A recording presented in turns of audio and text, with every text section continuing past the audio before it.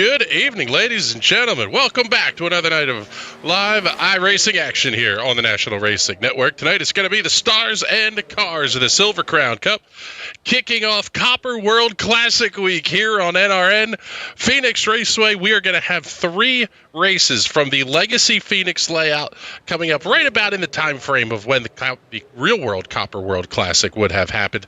My name is Chris Graham. Thank you so much for coming to hang out with us. We are looking forward to, quite frankly, an absolutely fantastic show here tonight. Joined in the booth, as always, by Mr. Patrick Byrne. And I'll tell you what, Bizzle, is these guys are starting to rip laps around here, and I think, actually, we may even have qualifying getting out on the surface. This place is going to be absolutely bad fast for these Silver Crown cars, because big SOF, a lot of talent in this one, and quite frankly, a fairly tight track to get around here as well.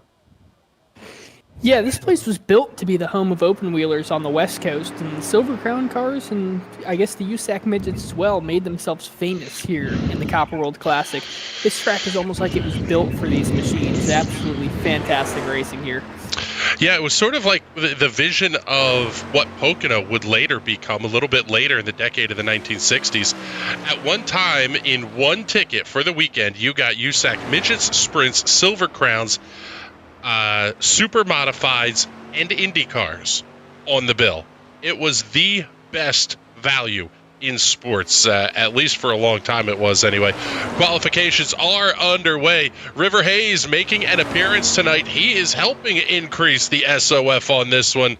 43.29 is the strength of field as Brandon Buckberger goes to the top of the speed charts. 25.727 seconds. Oh, a little bit of a kiss into the outside wall.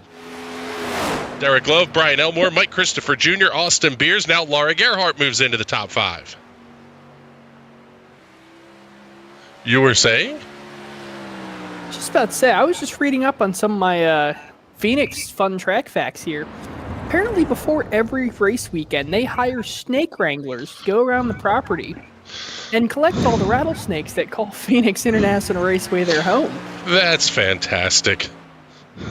That is one of the more Phoenix things that I have heard of recent. Laura Gerhardt keeps her machine up inside the top 5. Fifth place, 25.931.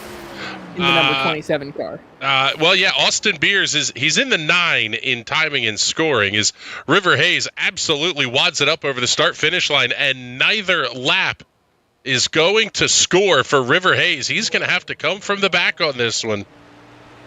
But yeah, we've got a big field here. Austin Beers is the number 9 car at a 46.63 I rating, which is just ridiculous.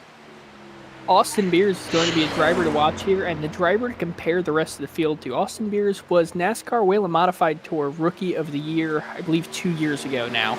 So definitely a ton of talent behind the wheel of that car, and clearly here on the Silver Crown side of iRacing, some of these guys are pretty damn good as well.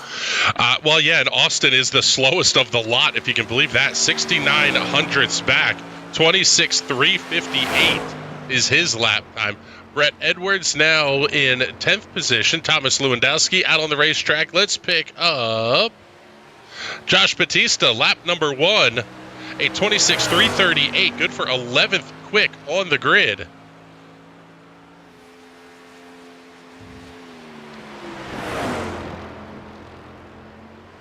See what he can do on lap number 2. Thomas Lewandowski's first lap, 25.852. He's going to be good for 4th quick.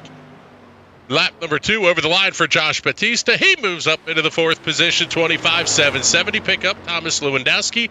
James Watson will be the final car to take time. You see, sign on, lighten up the comments here early. This is a good thing. Home of Robbie Gordon's first kart win and Alan Kulwicki's first NASCAR win. First NASCAR race at the track, actually, back in 1988. Oops, wrong button. We'll get the right graphics out of the way. So Lewandowski moves up to 2nd quick at a 25.724. James Watson will be the final car to take a time. And it looks like lap number 2 will not score. He brushes the outside wall, exiting turn number 2.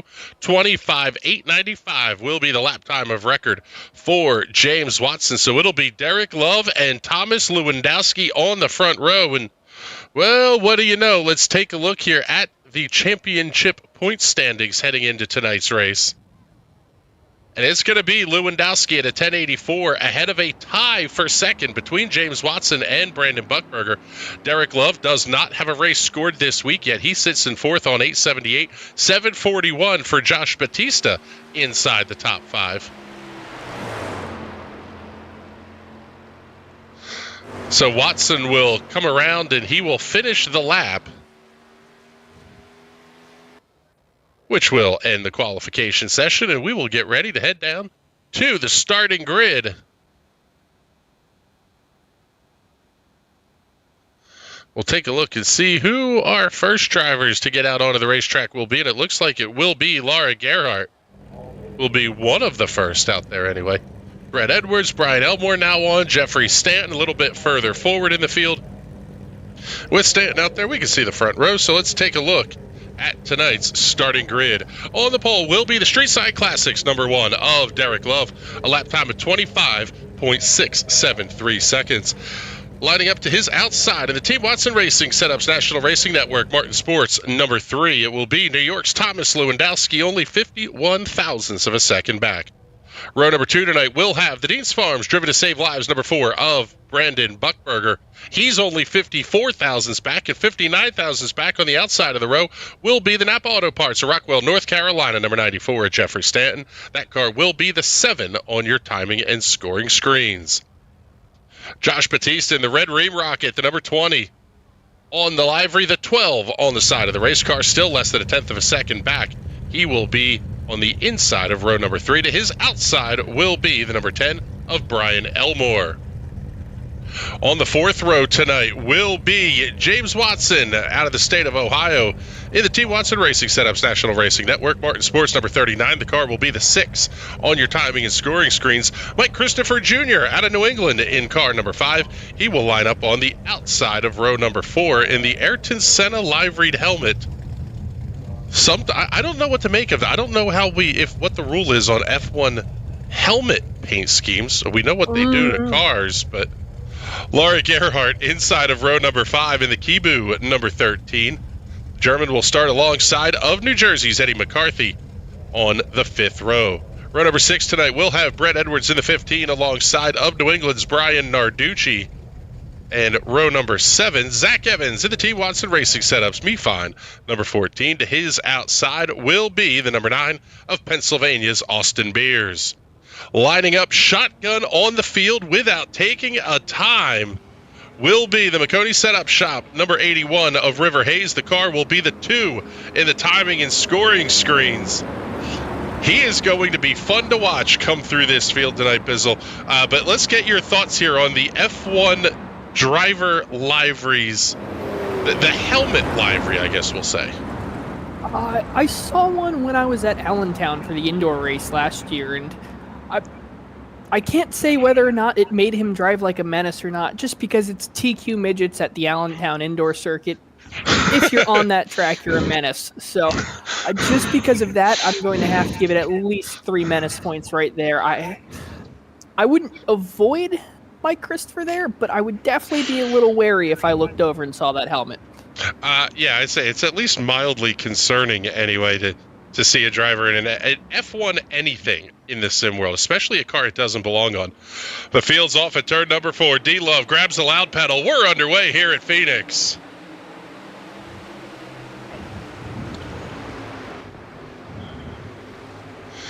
Side-by-side battle between Lewandowski and Buckberger towards the back of the pack. Stanton and Batista also going to be side-by-side through the dogleg. Maybe the purest version of Phoenixers. Oh, it's Stanton! Wow! Sideways. Stanton, that was net code. Batista still sideways off of 4. Oh my goodness, what a save from Jeffrey Stanton. It was absolutely net code contact. As I'm hearing one car going screeching, we'll see if we get a caution flag out of this or not. But as of right now, we're going to stay green. And a great battle up at the front of the field. Derek Love has Thomas Lewandowski inside for the lead. It's going to be Lewandowski leading the lap, but D-Love hauls the mail off into turn number 1. Way up by the outside of the racetrack. Oh my goodness, almost up into the safer barrier. And Brandon Buchberger has an absolutely fantastic view of the fight.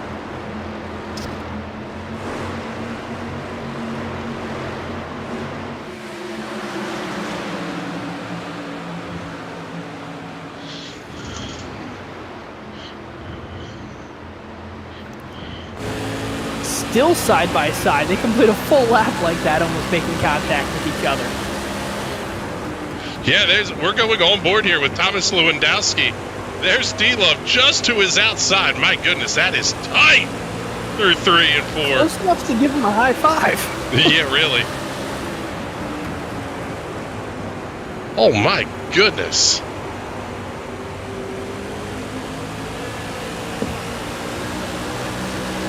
Love able to maintain the throttle. I'm a little bit surprised that high lane works as well as it did there through 1 and 2. But Love sliding a little bit high through 3 and 4. That was not intentional. Both of these cars starting to lose the rear end off of 4 too.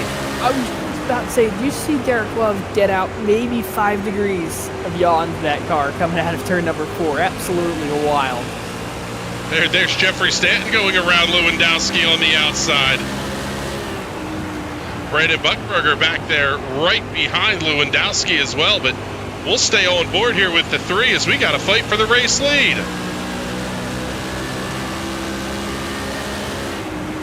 Stanton doesn't want to hang back in this one. He wants to take the lead and run away with it.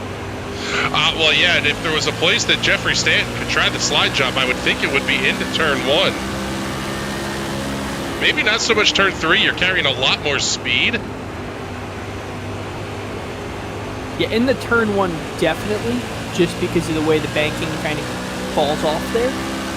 How close it brings you to the outside wall. It's almost like a dirt track where you're getting up on the cushion towards the end of the corner. Oh, man, and they're starting to catch some lap traffic, too. Side by side, Buchberger now looking inside of Lewandowski as Stanton gets the dive on Love into 3.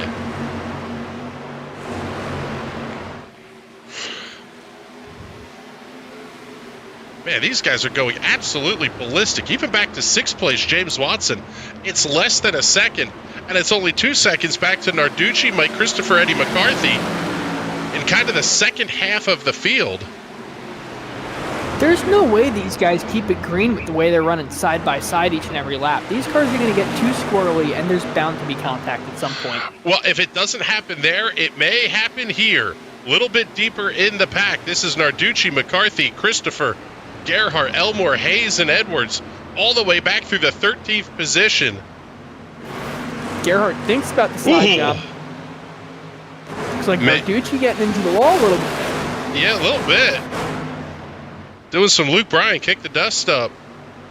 Oh, man, but this lead pack is really still just crazy as they come around the 9 of Austin Beers. He goes a lap down, only 11 laps into this 75-lap race. Tomorrow night's sprint car race, by the way, you do not want to show up late for. 25 laps will be the distance here around Phoenix.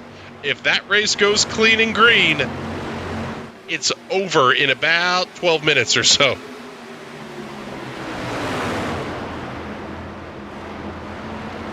No way that race goes clean and green. These straightaways are far too long, and those things don't like to go straight for all that long. Yeah, that was always the fun part of the Vintage Indy when we run that one in the springtime. You run the sprint car and, like, you're at half throttle down the straightaway because it's going to snap right on you at some point. You never really know when it's going to happen either. It's sort of when you get to the top of the RPM range. But if you keep the foot backed off it a little bit, you can run that race without just obliterating yourself into the outside wall.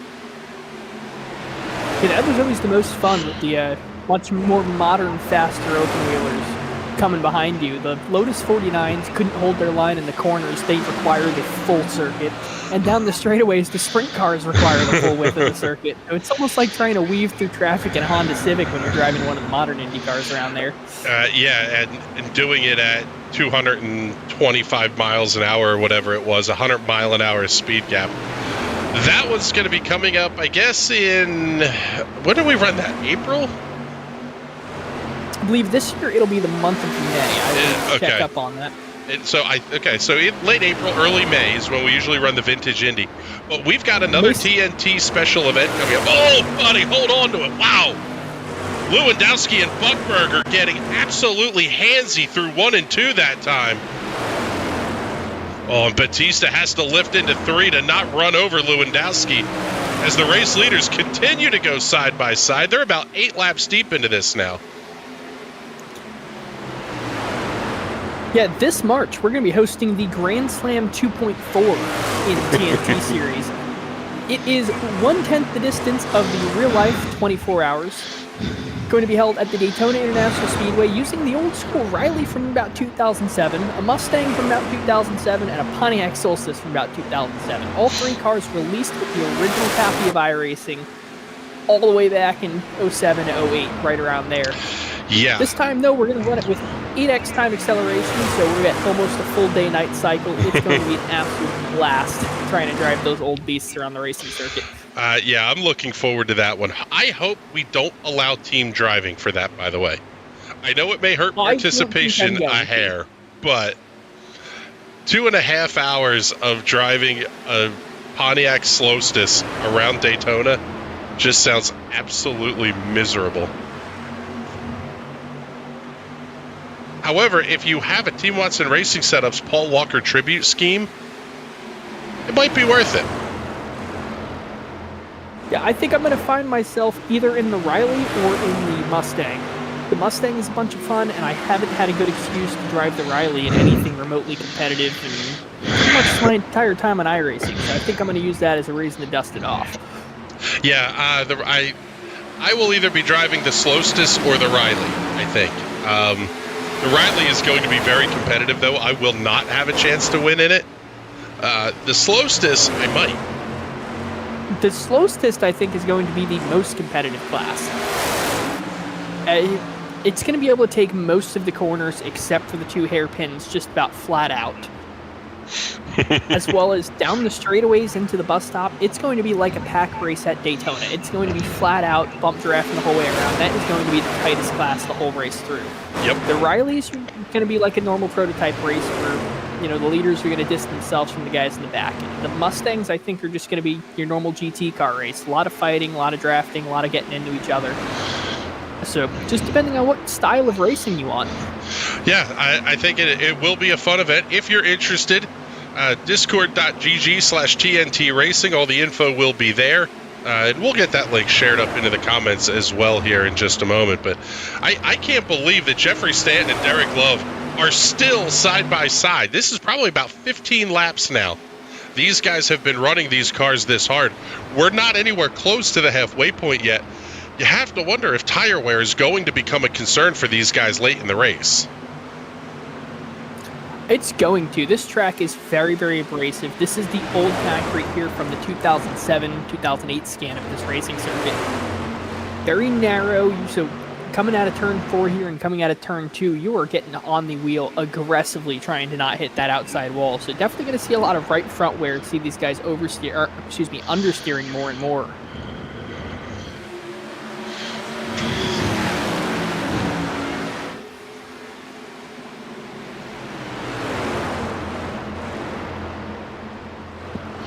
Buckberger able to get inside of Jeffrey Stanton. Now the Dees Farms crew are going to be able to start going a little bit nuts here. As Buckberger, he may have done a little bit of tire saving, but man, I'll tell you what, I can't. Oh, Stanton's way up into the wall. Big correction. What a save from Jeffrey Stanton. Oh, James Watson washes way up the speedway into turn number 3 as the 94 came right down over the nose. Watson didn't know quite what to do there. That's a tough spot to be in. If you lift, you might get run over from behind. If you go into the line, you may run over the guy in front of you. That's not a real pleasant place for James Watson to have been in.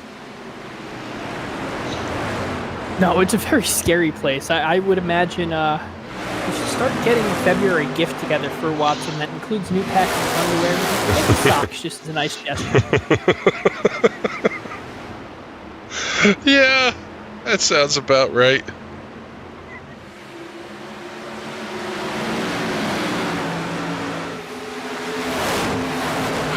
Yeah, actually, Sinop makes a great point here, too. Saying, or you might spin out on your own, depending on the setup. That's another possibility entirely in these cars. We've seen how, quite frankly, just twitchy they are at this point. Now Buckberger making the move on D-Love into turn number 1. What's really interesting to me here, Patrick, is that we're seeing it's not a lap or 2 laps to get a pass made. It's 3 or 4 laps, even if your car is faster on outright pace and on the inside line. Yeah, you really have to pick at them. It's not so much like chess, where it's a big game of strategy and just getting them to make the mistake and then pouncing on the move. It's you got to get underneath them, take a 10th away here, 10th away there, and just pick at it all the way until your car is clear of theirs. Well, Jeffrey See right here with Stanton almost cleared him, and now Lewandowski is going to get the run on the outside, and Stanton maybe picked up a 10th of a second over the course of that lap. Yeah, James Watson losing a couple of positions here. He's back to position number 6. I don't see any damage on the 39 machine. At least not anything glaringly obvious, as the race leaders are battling way tight here again. We'll kind of pick up the focus camera a little bit, see if we see anything out of Watson. That car looks all right. So he may just be kind of working himself back towards cooling things off. And wow, oh my goodness. But somebody needs to screen cap this one, please. Chris sounds like Neil deGrasse Tyson. TJ, that's high compliment there, brother. Thank you much, sir. I appreciate that. Oh, as Lewandowski bounces it off the fence, that's going to give Stanton the chance to come back into the podium positions.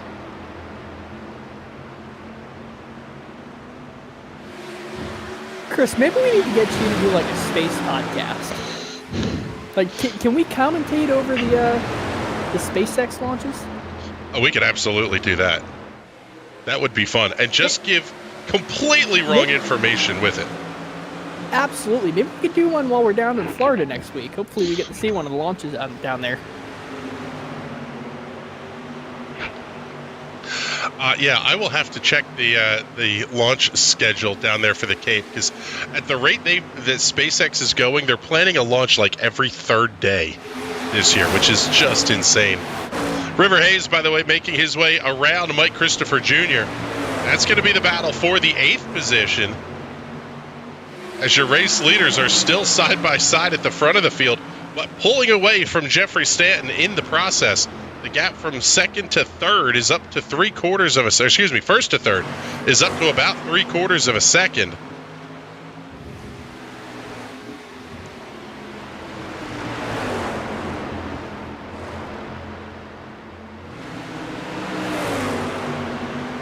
Oh, so unfortunately we are not going to get to see a launch down there. The next launch is on the 29th, which will be the Monday. So I guess we'll still be in the state of Florida, but... Well, yeah, I was going to say, depending on the time, I may be taking off when that's launching. There you go. It's actually it's at 12:30, so we might be able to see it in the car. Yeah, I was going to say, we may be able to see something from the west coast of Florida, I guess. That'd be even better. We're just going to commentate the sky and say we're watching a rocket launch. Just point a camera east and say, yeah, we're watching something. There's a rocket out there. Make sure it's 144p, so you can't actually tell what's going on. Yeah, that's exactly right. Sign on saying, coming to you live from Rainbow Road. So we're now at the halfway point. Actually, no, we're not at the halfway point yet. We'll be down to... we're a couple laps shy of halfway anyway. 37 would be halfway. Yeah, yes, I say. We are down to 39 laps to go. Bob Reed checking in, giving some love for Brandon Buckberger at the front. The Dietz Farms crew, like you said, they're losing their minds out here as their guy going for their second win of the season, which would put the donation pot to Driven to Save Lives up over $100, courtesy of Brandon Buckberger and the Dietz Farms crew. Oh, there's contact on both leaders! Way down to the inside. Oh. Big hit for Buckberger and Buckberger and Love. And the caution flag is out for the first time tonight. Yellow flag on the racetrack, and it's from the leaders. Told you they couldn't go green the entire way driving like that. Yeah. Let's take a look at this one on the NRN instant replay. Let's see. We'll use that camera, and we'll take a look here as D-Love going to head down pit lane. Buckberger down to on the just barely clips the apron, slides up the racetrack, little bit of contact, and Jeffrey Stanton had nowhere to go. Second time tonight, actually, that Stanton has had contact. Derek Love just getting to his pit box. Brandon Buckberger stays out on the racetrack, but I'm fairly certain he's going to have a meatball as well. The Kardashians are gone off the front end of Brandon Buckberger's machine.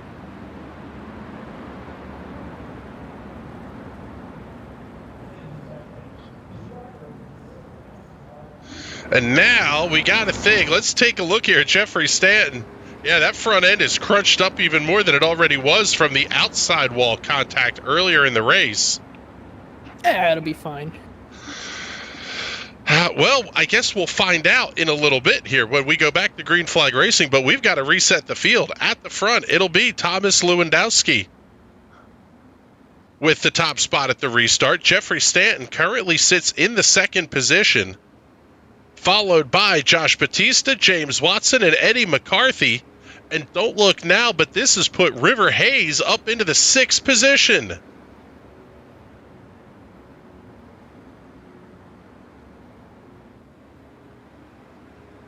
I'm putting this comment up just because they got your name wrong. Dizzle and Chris here watching the Silver Crown Alpha Centauri Grand Prix. Yes. Silver Crown's in space. I commented like 3 times before that. Like, it's spelled right in the comments. Well, here, you can send your hate mail to Bizzle at nationalracingnetwork.com. I don't believe I've gotten anything on that email in a while. I guess I've been doing a good job because I haven't been getting a lot of hate mail. That's correct. We're usually not too terrible at our jobs. Now, the whole reason that we send the hate mail to Bizzle is I really don't care what people think of our shows. So it's just a total bold-faced lie, but it works. I really don't care. If it's an actual legitimate complaint, Bizzle forwards it to me. Otherwise, he usually just responds with something snarky. So if you want more hate from Bizzle, send an email off as we go back to Green Flag Racing with 34 laps to go. Lewandowski jumps out to the big early lead. Sign-On says, I'm on it, Frizzle. God, our viewers are the best. Yeah, M. McCullen sending some hate mail. She was the last one on December 5th saying, worst broadcaster ever. all I had to respond was, we appreciate your feedback and we'll investigate the issue thoroughly. Your claim number is number 42069. Please use this claim number when following up with further complaints. Yeah, that sounds about right. Here at the National Racing Network. Yeah, perpetually. So now Jeffrey Stanton not closing in much here on Thomas Lewandowski. In fact, he may lose the second position to Josh Batista.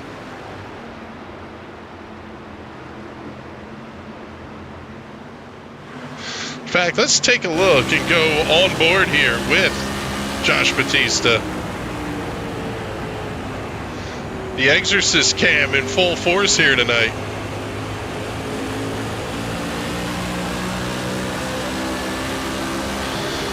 Oh, Stanton does a little bit of a Pruitt fade down the front straightaway, trying to cover off any move.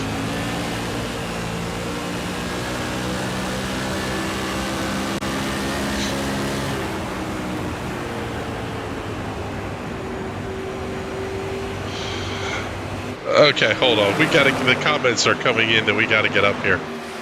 Dynamo Productions checking in saying, please let this be an ordinary Silver Crown stream.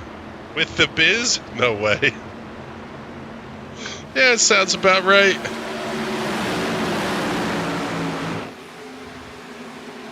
At least I'm not rhyming stuff with the biz.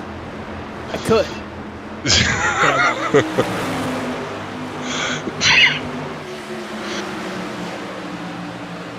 God, you actually have me choking on myself already. I try my best. Yeah, thanks, bud. This is going to be a stupid weekend down in Daytona. Top three have broken away pretty solidly from fourth place James Watson. The gap sitting at about 0.6 of a second. Watson trying to hold off McCarthy, Hayes, Elmore, Christopher. I mean, they're all kind of right there lined up. Nice run for Laura Gerhardt. She's up into the 9th position. Zach Evans up 3 from where he started. Both Derek Love and Brandon Buckberger are going to be out of this race as Stanton looks inside of Lewandowski for the lead. Oh, man, dips those tires again down onto the apron. It almost seems like that's either going to help the car turn a lot or just shove you right square up the racetrack, and there is absolutely no in-between. If you get it right, that's almost like the line that Kevin Harvick used to run around here. Where you run with the left sides, blow that line. Oh, big moment to Jeffrey Stanton. That was the big wiggle. That was the biggest wiggle we've seen in a long time, and Jeffrey Stanton holds on to it. Oh, my goodness.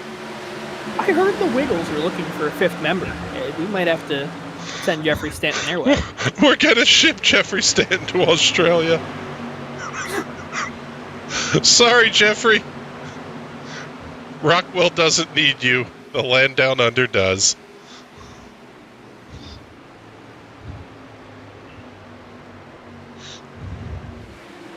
There may have to be some Photoshop work that happens now. Thank you very much, Bizzle. Can we get him a Wiggles paint scheme for that number 94? We might have to work on that, too. Sidon says cars are not supposed to twerk. Yeah, it was doing something like that.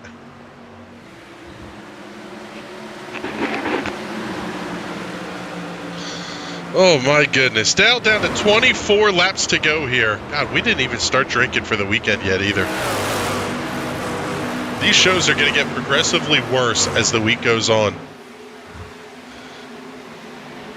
Batista getting right up under the tail tank of Stanton. Stanton doing a nice job. In fact, only losing ground to Lewandowski kind of from the midpoint of the corner off. Seems like Lewandowski able to get the throttle down just a tick faster than Stanton. Maybe that's because Jeffrey's driving it so deep into the corner.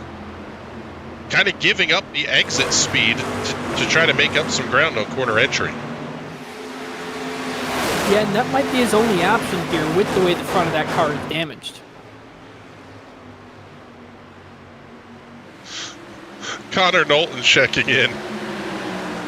Car almost put him in the forever box. Yeah. We were hearing in practice of cars cartwheeling through turn 3. I have a feeling we may not be done with seeing some of that yet from the front of the field. Everybody towards the back, all still kind of behaving themselves. Everybody is single file. You see them coming off the corner.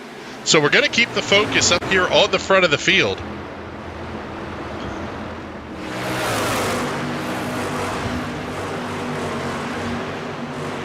Where but NRN can you hear the Wiggles and SpaceX mentioned within about 3.5 minutes of each other?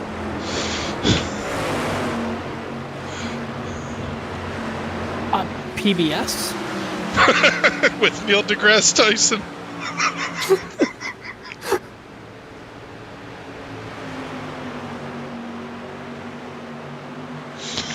That sounds about right. We can see if we can get these shows aired on public broadcasting service. You know what? I think for enough money, they will put almost anything on the air. Maybe even us.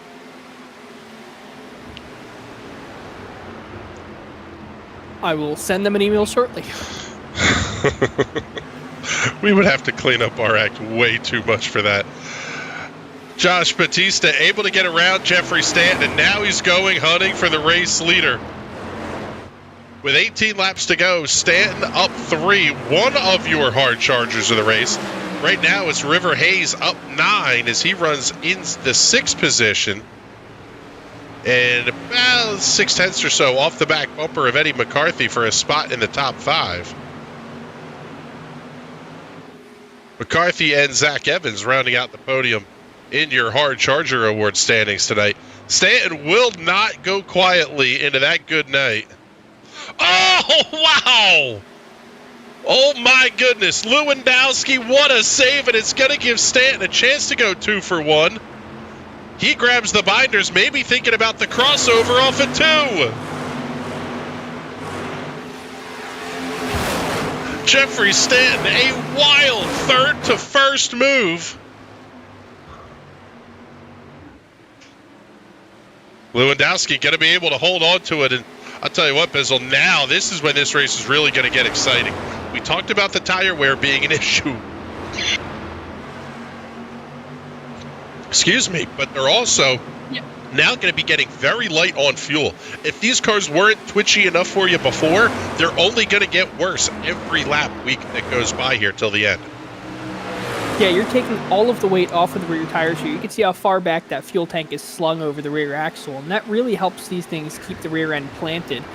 It's almost like my truck in the snow the other day. I've got no weight in the bed. I couldn't get out of the parking spot because there was nothing to push the tires down and couldn't climb through it. So it's going to be just like that with these things. They're going to be all over the place. Well, it's going to be a fun one to watch the later we get in this show. That is for sure. James Watson has made contact with the outside wall. See a little bit of damage on the right-hand side. River Hayes up to 5th. Watson about 0.8 of a second away from Hayes at this point. We're, again, going to keep our eyes here on the top 3 because that is the best battle on the racetrack by far.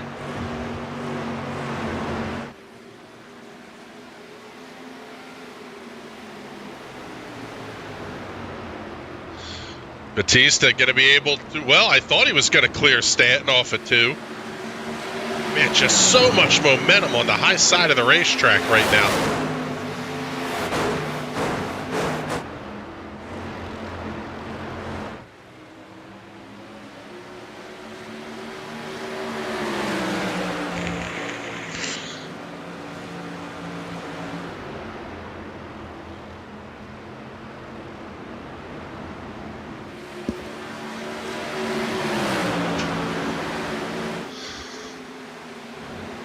It'll be 11 laps to go, this time by the start-finish line. You wonder if Jeffrey Stanton can hold on, really push the car hard early in the battles with Derek Love. And he's got pretty significant damage from 2 separate incidents. Oh, man, he scrapes the wall again. Into the wall.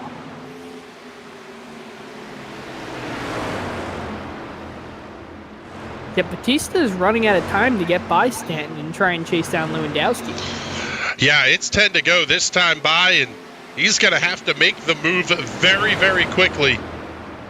And the other thing that we have to remember here is that the caution flag, if it comes out, at this point we would get a restart with a handful of laps to go. But there is the possibility of a green-white checker finish, at least one attempt at one anyway, if we get an incident here inside of that kind of 5 to go window. Yeah, I'm not sure you're going to be able to get a pass done with only basically a 2-lap shootout.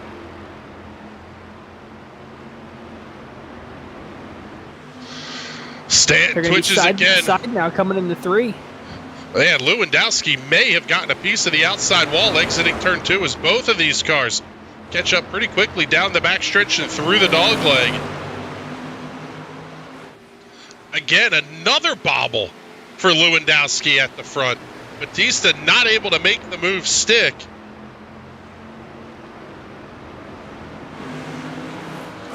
Oh, look, Batista has to take evasive action as Stanton scrapes the wall exiting 2. I would imagine pretty difficult position here for Josh Batista because you want to push the car. But the problem is if Jeffrey Stanton slides a little bit wide and that car corrects inside, you're right in the line of fire. That's a risk I'd be willing to take at this point. I mean, you're so close to the front. I got to go for the win. What's the point of being a race car driver if we're going to be content with finishing second?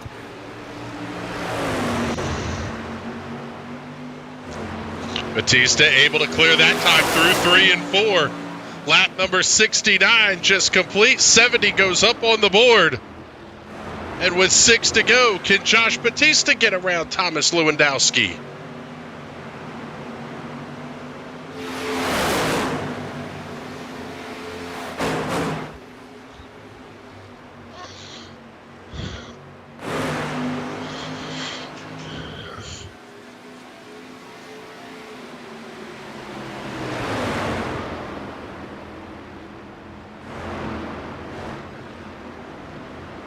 Who's getting close enough to make a lunge on Lewandowski.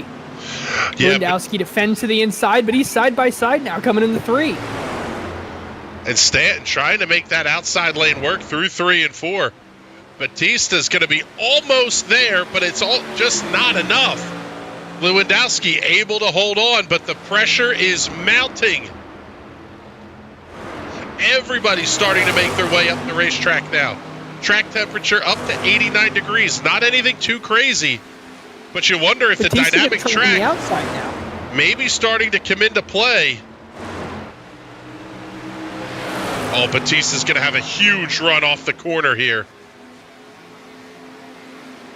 Again, little bit of a fade from Lewandowski down the straightaway.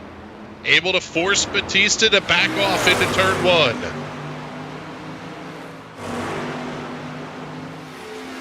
Batista able to get to the bottom side once again at his left rear. Both of them push up high. Yeah, 2 to go this time by. Nobody's car is handling real good.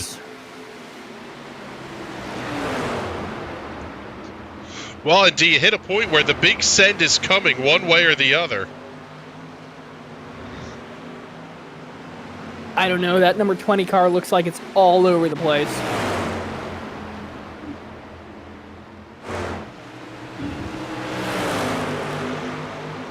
Off of turn number 4. White flag in the air. 1 lap to go here in the opening round of the Copper World Classic at Phoenix.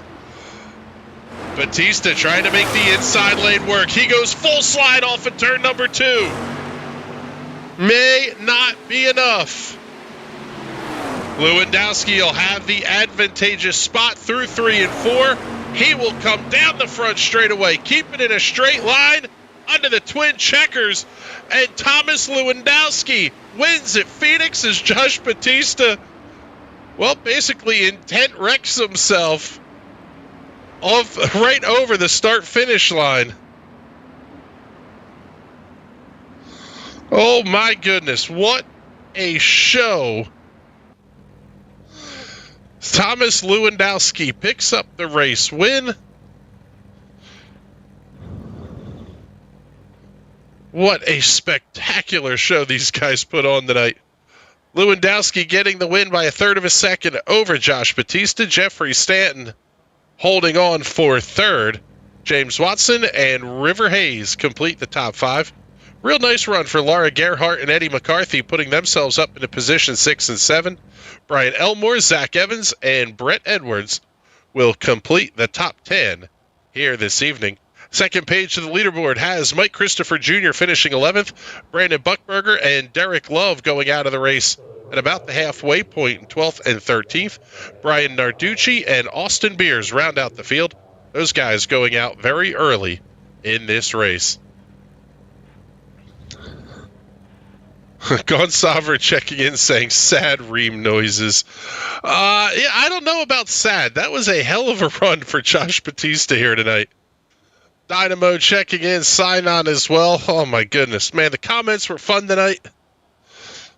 Great show, and now it's time to do some victory lane interviews here. Let's bring in our race winner, Mr. Thomas Lewandowski. And was that car as evil looking or evil feeling as what we were seeing up here in the booth over those last handful of laps? Because, man alive, it looked like you had a total handful. Oh, it was absolutely just wrecking the entire race off the corners. It was, I don't know how I finished this race without dying. I was very close a few times. Well, and then we have the issues for Brandon and Derek at about the halfway point. How does that change your strategy in running the race? Because you go from it being a maybe third to fifth place car to all of a sudden now you're the leader, and you've still got strong cars you have to try to hold off. Yeah, I was just, before that wreck, I was just like, okay, I'm just going to take my fourth or fifth or whatever, maybe save my tires or something. And then that happens, and all of a sudden I'm leading, and I got Jeffrey and Josh behind me, and I can no longer just take it easy. I have to push every lap, and somehow hung on to it. Well, now we look ahead a little bit to the schedule. A first visit for these cars to Kern County Raceway Park, or Kevin Harvick's Kern Raceway, or whatever the hell they call it now. What are your thoughts there? Because Kern is about as polar opposite of this place. High bank, short little bull ring. These cars are going to be interesting on that racetrack. Yeah, interesting for sure. I think we ran it last season though. I'm not maybe. But maybe I don't remember. We might have. I don't remember, but either way, it'll definitely be interesting. I've only run a handful of races there, and I haven't been very good, so we'll see. All right, buddy. Well, hey, we'll keep the positive thoughts on going for this one here. Congratulations on the race win. And before we let you go, do all those sponsor plugs and shout outs you want to get in here.